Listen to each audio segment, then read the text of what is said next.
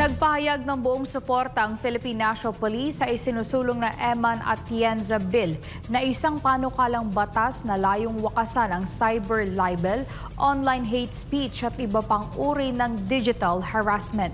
Alamin natin ang detalye ng balita mula kay Paul Montibon.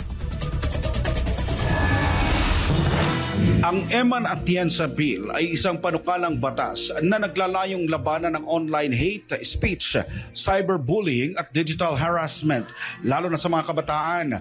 Ang bill na ito ay pinangalan kay Eman Atienza, isang 19 anyos na content creator na nagdusa sa online bullying bago ang kanyang pagpanaw. Ayon kay Senator J.V. Ejercito, ang pangunahing layunin ng kanyang panukala ay protektahan ang mga individual mula sa online harassment at palakasin ang mga batas na nagpaparusa sa cyberbullying at online hate.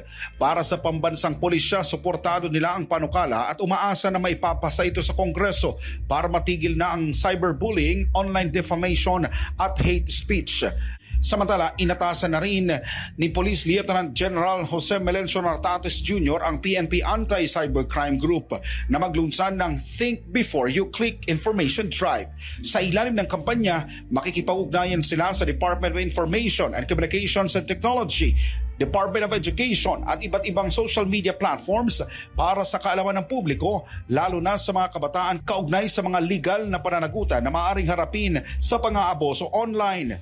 Bukas din anya ang police hotlines at online reporting portals gaya ng Unified 911 para sa paghawak ng mga kaso ng pang-aabuso o online abuse o kaya'y harassment.